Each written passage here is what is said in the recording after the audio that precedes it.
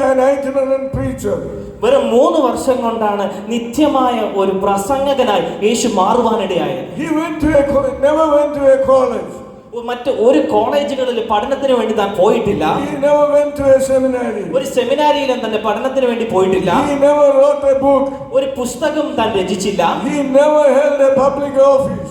ഒരു പബ്ലിക്കായിട്ട് ഒരു സ്ഥാപനത്തിന്റെ ഒരു പ്രവർത്തകനായി താൻ ഒരിക്കലും മാറിയില്ല. He never owned a home. താൻ സ്വന്തമായിട്ട് ഒരു ഭവനം ഒരിക്കലും ആഗ്രഹിക്കുന്നുണ്ടായിരുന്നില്ല. He never traveled more than 200 miles. 200 മൈലുകൾക്കപ്പുറം താൻ ഒരിക്കലും യാത്ര ചെയ്തില്ല. And from his birthplace, while he was still young, his own people turned against him. തന്റെ ജനന സ്ഥലത്ത് താൻ വളരെ യൗവനത്തിലായിരിക്കുമ്പോൾ തന്നെ തന്റെ സ്വന്തം ജനം തനിക്കെതിരെ തിരിഞ്ഞു. And his followers ran away from him. തന്റെ പിൻഗാമികൾ തന്നെ വിട്ട് മാറിപ്പോകുവാനിടയായി. And he was turned over to his enemies and went through a mockery of trial. തന്നെ തന്റെ ശത്രുക്കളുടെ കയ്യിലേക്ക് ഏൽപ്പിക്കപ്പെടുകയും അവരുടെ മുൻപിൽ അപമാനിക്കപ്പെടുവാനും ഇടയായി. And he was sentenced to death and was crucified on the cross. ആ ജനത്തിന്റെ ആഗ്രഹപ്രകാരം തന്നെ ക്രൂശിലേറ്റുകയും അവരുടെ മുൻപിൽ കൊലപ്പെടുത്തുകയും ചെയ്തു. And he was crucified between two thieves. 2 കള്ളന്മാരുടെ നടുവിലാണ് തന്നെ ക്രൂശീകരിച്ചത്. His body was laid on a borrowed tomb. മറ്റൊരു വാടകയ്ക്ക് എടുത്തൊരു ശവക്കല്ലറയിൽ പോലുമാണ് തന്നെ അടക്കുവാനിടയായത്. But after 3 days he rose from the dead. എന്നാൽ 3-ാം നാൾ ആ ക്രിസ്തു ഉയർത്തെഴുന്നേൽക്കുവാനിടയായി. Jesus was crucified and he was buried and he was risen from the dead on the third day. യേശുവിനെ ക്രൂശീകരിച്ചു, താൻ മരണം വരിച്ചു, എങ്കിലും 3-ാം നാൾ താൻ ഉയർത്തെഴുന്നേറ്റു. And 20 centuries have come and gone.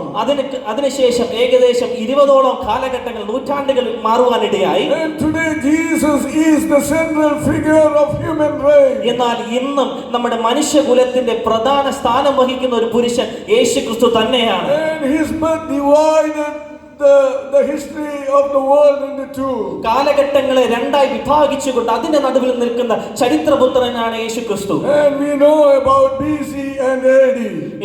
BC എന്നും AD എന്നും കാലഘട്ടങ്ങളെ തിരിച്ച് നമുക്കറിയാം. And every Sunday reminds us about the resurrection of our Lord Jesus Christ. ഓരോ ഞായറാഴ്ചയും നമ്മുടെ കർത്താവിന്റെ ഉയർത്തെഴുന്നേൽപ്പാണ് നമ്മെ ഓർമ്മിപ്പിക്കുന്നത്. And today as we are in the presence of the Lord, എന്നാൽ നാം ഇന്ന് ദൈവസന്നിധിയിലായിരിക്കുമ്പോൾ and we should be reminded that our Lord Jesus is not just a dead God, but he is risen and he is alive. ഓർക്കേണ്ട ഒരു കാര്യമുണ്ട്, നാം സേവിക്കുന്ന ക്രിസ്തു മരിച്ചു മൺമറഞ്ഞു പോയ ഒരു മനുഷ്യൻ മാത്രമല്ല, മരണത്തെ ജയിച്ച് ഉയർത്തെഴുന്നേറ്റ ഒരു ദൈവത്തെയാണ് നാം ആരാധിക്കുന്നത്. And his life is furnished for more songs. His life is furnished with more songs. നാം കാണുക, നമ്മൾ ഓരോ ഗാനങ്ങൾ കേൾക്കുമ്പോൾ തന്റെ ജീവിതത്തിന്റെ ഓരോ കാലഘട്ടങ്ങളിൽ വിവരിക്കുന്ന ഗാനങ്ങൾ നാം പലതും കേൾക്കുന്നുണ്ട്. And more books പല പുസ്തകങ്ങൾ തന്റെ ജീവിതത്തെ ഓർത്ത് എഴുതപ്പെടുന്നുണ്ട്. than any other person in the whole world. ഏതൊരു മനുഷ്യനെക്കാളും അധികം പുസ്തകങ്ങളും ഗാനങ്ങളും യേശുവിനെ കുറിച്ചുണ്ട്.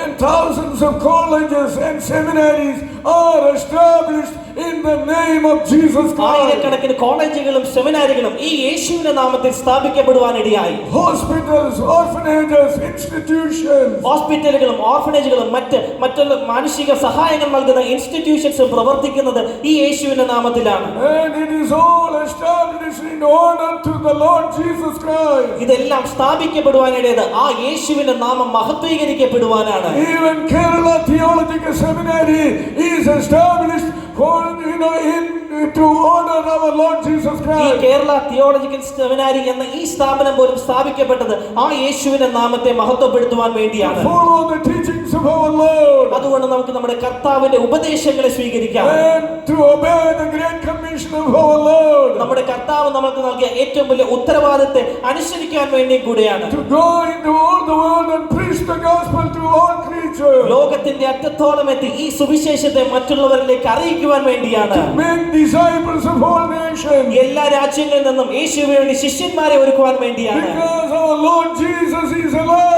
കാരണം നമ്മുടെ ദൈവം ഇന്നും ജീവിക്കുന്നു.